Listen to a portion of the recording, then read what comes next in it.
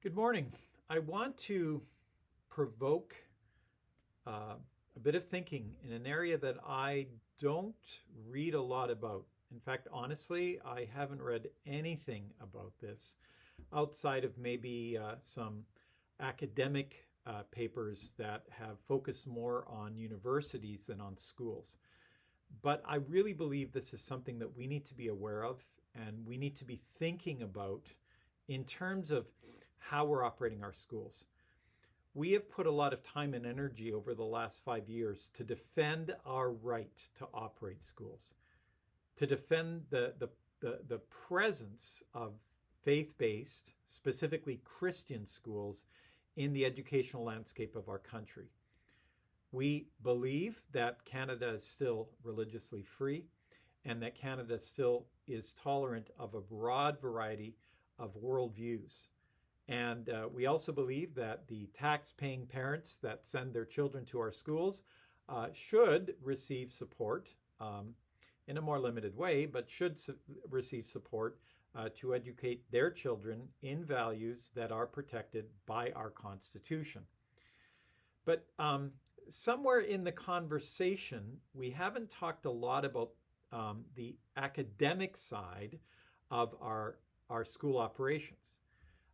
Because there's been a kind of assumption that that part of our work is not really in question.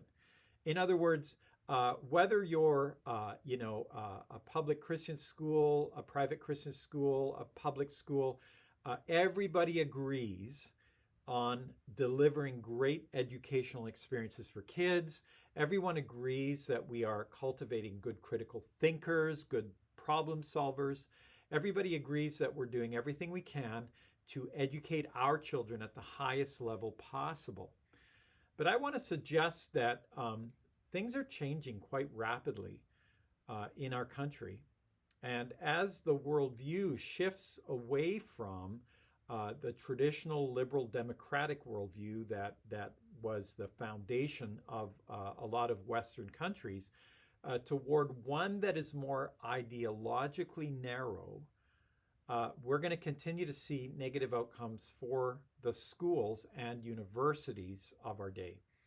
I think many of us would agree that already in universities it is becoming difficult to support a broad spectrum of ideas. Increasingly, there are movements to privilege ideologies that would be under the progressive label, and basically to take other worldviews and either treat them as inconsequential or as actually dangerous. And the product of this is that it actually reduces critical thinking. It reduces freedom of thought, obviously.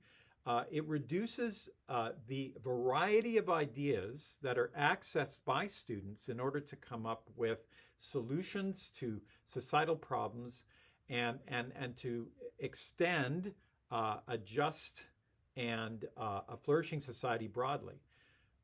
We've seen this happen before. In the last century, we saw countries collapse into ideologically narrow worldviews that were not tolerant of anything else, that actively punished people that articulated those views in public, places like the Soviet Union. And they did not flourish as countries. By the end of the century, they were floundering and failing.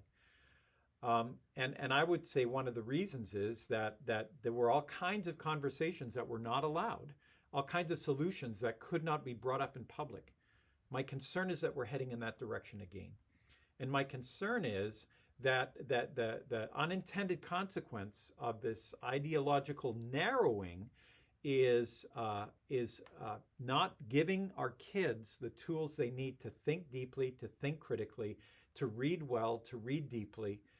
And then if you add to that reality the fact that they are increasingly in a media environment that privileges images and emotions and first impressions over words and deep thinking and rational debate, you can see that we're heading increasingly into an educational environment in which rote learning will return In other words, there will be a line, an ideological line, a values line that kids will have to repeat, similar to what happens in some religious schools around the world, where the kids just repeat the text and that's it.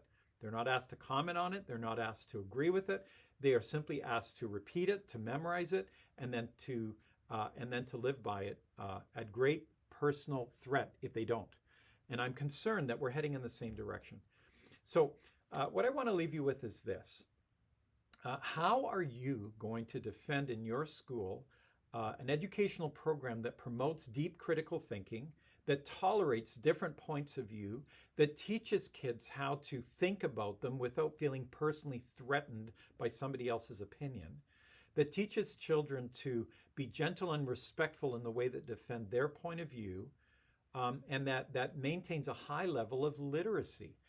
There was an article in the New York Times recently about how you cannot teach kids to read unless you give them a broad education about topics that, when they're reading, will bring meaning into the text.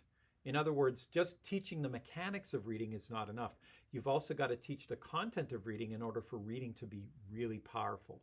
So I believe that our mission isn't simply to maintain a Christian worldview in our schools. I believe that out of that Christian worldview comes a commitment to deep thinking, rational thinking, complex thinking, high reading skills, high mathematical skills, high scientific reasoning. And those are things that we need to protect too, because I believe increasingly they are under threat in the Western world.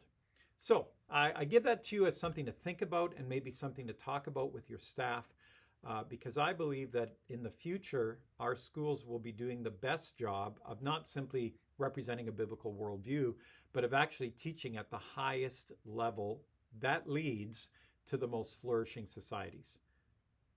Have a good month.